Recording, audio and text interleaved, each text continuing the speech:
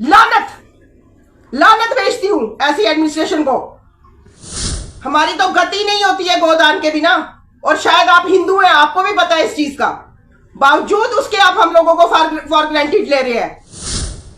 जरा मुझे एसएसपी साहब इस बात की जवाबदेही बनती है उनके लिए कि वो इस बात का जवाब देना चाहेंगे कि आज तक जितने भी इंसिडेंट हुए, चाहे वो घाट रोड पे गोमांस का पकड़ा जाना हो, पुनियाला में गौमाता का कटना हो, भद्रवा में गौमाता का कटना हो, या कर अस्सर में गौमाता का कटना हो, उन्होंने आज तक क्या कार्रवाई कि हिंदुओं को फॉर ग्रांटेड लिया जा रहा है?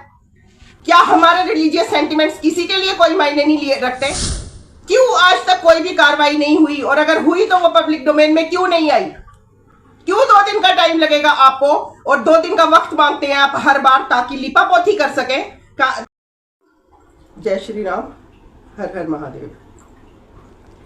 शिवरात्रि से 2 दिन पहले घाट रोड पे पुलिस पोस्ट के पास गोमांस का पकड़ा जाना, पुलिस एडमिनिस्ट्रेशन द्वारा 2 दिन का वक्त मांगना ताकि वो उचित कार्रवाई कर सके।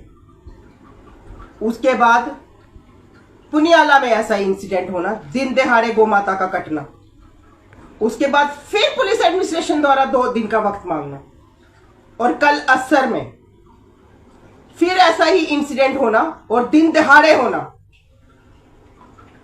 फिर 2 दिन का वक्त मांगना पुलिस द्वारा।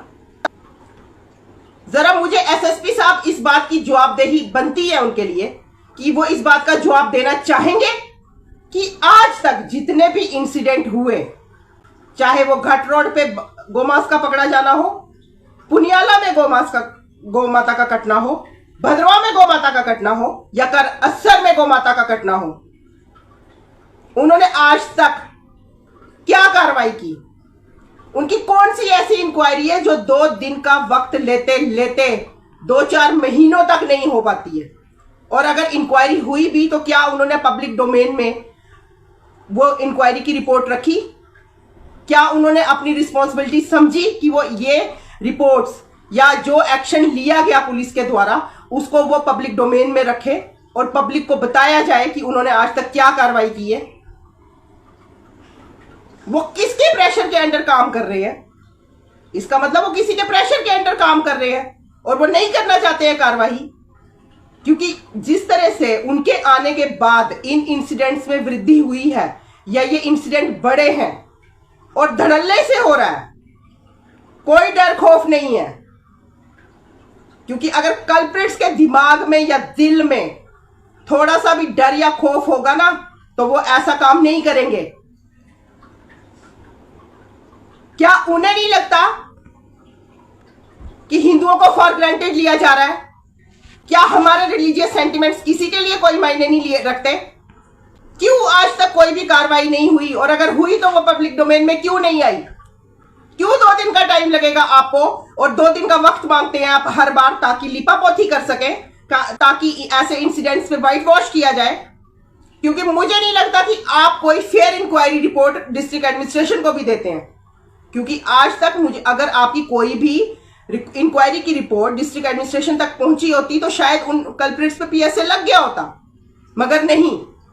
हर बार की तरह इस बार भी 2 दिन का वक्त, और ये 2 दिन कब 100 दिन में बीत जाएंगे पता नहीं चलेगा। और जो लोग बड़ी भाईचारे के दावे पेश करते हैं, हम भाईचारे में बिलीव करते हैं, क्यों नहीं निकले घरों से बाहर? भाईचारा देखना है ना तो किसको कहते हैं? भाईचारा हम बताते हैं कि किसे कहते हैं। भाईचारा कल अस्सर के लोगों ने निभाया।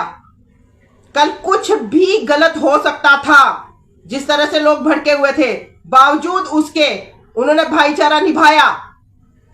उन्होंने अपने सेंटिमेंट्स को अपने दिमाग पे हावी नहीं होने दिया।